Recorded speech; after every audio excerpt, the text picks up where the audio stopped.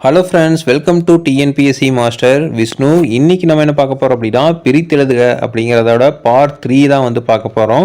இதுக்கு முன்னாடி நம்ம 2 வீடியோவில் வந்து எப்படி பிரித்தெழுதுக எல்லாம் பண்ணணும் அப்படிங்கிற உதாரணங்கள் பார்த்தோம். ஸோ அதே மாதிரி இன்றைக்கும் பார்த்திங்க அப்படின்னா சில உதாரணங்கள் வந்து பார்க்கலாம். 2 அல்ல அப்படிங்கிறத வந்து எப்படி பிரித்து எழுதலாம் அப்படின்னா, 2 கூட்டல் அல்ல அப்படின்னு தனித்தனியாக பிரித்து எழுதலாம். அடுத்தது பார்த்திங்க அப்படின்னா, தந்துதவும் அப்படிங்கிறத வந்து தந்து கூட்டல் உதவும் அப்படின்னு பிரித்து எழுதலாம்.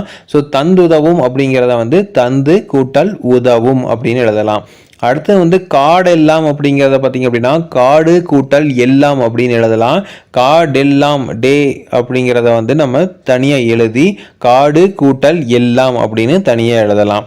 அடுத்தது பார்த்திங்க அப்படின்னா, பெயரறியா அப்படின்னு இருக்கிறத வந்து பெயர் கூட்டல் அரியா அப்படின்னு எழுதலாம். ஸோ பெயரறியா அப்படின்னா பெயர் தெரியாதுன்னு அர்த்தம். ஸோ அதனால் பெயர் கூட்டல் அரியா அப்படின்னு எழுதலாம். அடுத்து வந்து மனமில்லை அப்படிங்கிறத வந்து மனம் கூட்டல் இல்லை அப்படின்னு தனியாக எழுதலாம்.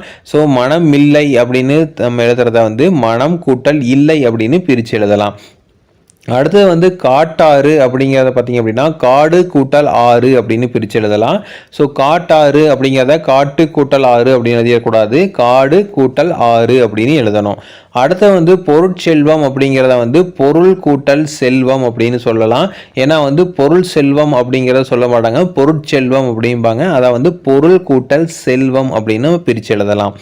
அடுத்து வந்து யாதெனின் அப்படிங்கிறத பார்த்திங்க அப்படின்னா, யாது கூட்டல் எனின் அப்படின்னு நம்ம பிரித்து எழுதலாம்.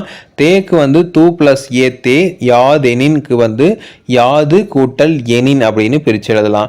அடுத்து வந்து யாண்டுலனோ அப்படிங்கிறத வந்து யாண்டு கூட்டல் உலனோ அப்படின்னு பிரித்து எழுதலாம். அந்த இடத்துலையே பார்த்திங்க அப்படின்னா, யாண்டு கூட்டல் லனோ டுலனோ அப்படிங்கிறத வந்து உலனோ அப்படின்னு வரும். ஸோ அதனால் யாண்டு கூட்டல் உலனோ அப்படின்னு எழுதலாம்.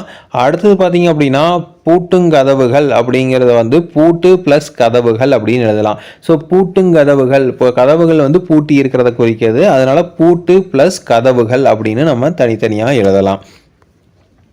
அடுத்தது பார்த்திங்க அப்படின்னா, தோரண மேடை அப்படிங்கிறத வந்து தோரணம் கூட்டல் மேடை அப்படின்னு எழுதலாம். ஸோ தோரணங்கள் மேடையில் இருக்கிறத வந்து நம்ம தோரண மேடை அப்படின்னு சொல்லுவோம். அதனால் தோரணங்கள், அதாவது தோரணம் ப்ளஸ் மேடை, தோரணம் மேடை அப்படின்னு சொல்கிறோம். அடுத்தது பார்த்திங்க அப்படின்னா, நம்ம பெருங்கடல் அப்படிங்கிறத வந்து பெரிய கூட்டல் கடல் அப்படின்னு எழுதணும். ஏன்னா மீனிங் பார்த்திங்க அப்படின்னா, பெரு கூட்டல் கடல் அப்படின்னா வந்து மீனிங் வராது. அதனால் பெரிய கூட்டல் கடல் அப்படின்னு எழுதணும்.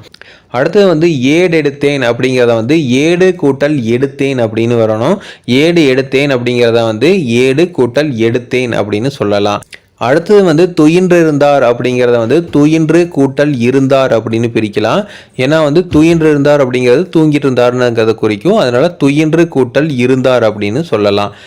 அடுத்தது வந்து வாய் தீதின் அப்படின்னு சொல்லலாம். அதுக்கு வந்து வாய்த்து கூட்டல் ஈயின் அப்படின்னு சொல்லலாம். ஸோ வாய் தீதின் அப்படிங்கிறத வந்து வாய்த்து கூட்டல் ஈயின் அப்படின்னு சொல்லலாம். அடுத்தது வந்து கேடி இல்லை அப்படிங்கிறத வந்து நம்ம கேடு கூட்டல் இல்லை அப்படின்னு சொல்லலாம்.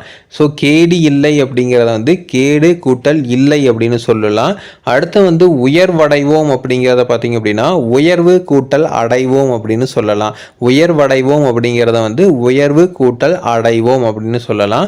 அடுத்தது பார்த்திங்க அப்படின்னா, வனப்பில்லை அப்படிங்கிறத வந்து வனப்பு கூட்டல் இல்லை அப்படின்னு சொல்லலாம். வனப்பில்லை அப்படிங்கிறத வந்து விளைச்சல் இல்லை அப்படிங்கிற மீனிங் குறைக்கும். அதனால் வனப்பு கூட்டல் இல்லை அப்படின்னு சொல்லலாம்.